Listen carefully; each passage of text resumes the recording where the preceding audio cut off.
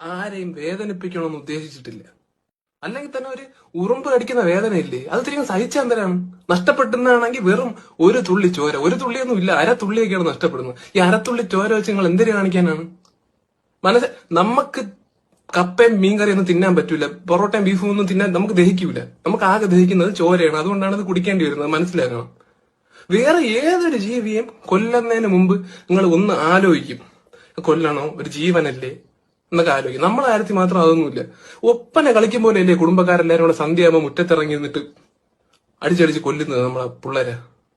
അപ്പൊ എന്നിട്ട് നമ്മളെ കൊല്ലാൻ വേണ്ടി മാത്രം ഒരു പ്രത്യേക ടെന്നീസ് ബാറ്റും ഡിസൈൻ ചെയ്തത് നീയൊക്കെ. പാമ്പിനെ, വിഷവിത്തായ പാമ്പിനെ കൊല്ലാൻ പോലും ഒരു യന്ത്രം ഇതുവരെ ഉണ്ടാക്കിയിട്ടില്ല, പക്ഷെ നമ്മളെ കൊല്ലാൻ ഉണ്ടാക്കി. പിന്നെ പാമ്പ് വീട്ടിൽ കയറിയാലും അതിഥി എന്നും പറഞ്ഞ് അതിനെ ഒന്നും മനസ്സ് വിഷമിപ്പിക്കാതെ എവിടെയും കൊണ്ട് തുറന്നുവിടും. നമ്മളെ കാര്യത്തിൽ എന്തുകൊണ്ട് അങ്ങനെ ചെയ്തുകൂടാ?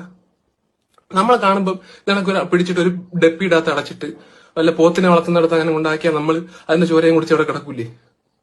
നമ്മളെ ഇഷ്ടമല്ലേ അല്ലേ? നമ്മളെ മൂളിപ്പാട്ട് പാടുന്ന ഒന്നും ഇഷ്ടമല്ല. നമ്മൾ എന്തോ ഇടയ്ക്ക് ചില ഡിസീസുകൾ പരത്തി പോകാറുണ്ട് അറിയാതെ, മാരകമായ ഡിസീസ് ആയിരിക്കും ചിലപ്പോ. അതിപ്പോ മനുഷ്യന്മാര് പറയുന്നില്ലേ? കോവിഡ് പോലത്തെ അസുഖങ്ങൾ മനുഷ്യന്മാരല്ലേ വരുത്തിയത്. എന്നിട്ട് അവരെ നിങ്ങൾ ടെന്നീസ് ബാറ്റിനെ അടിച്ച് കൊന്ന? ഇല്ലല്ലോ.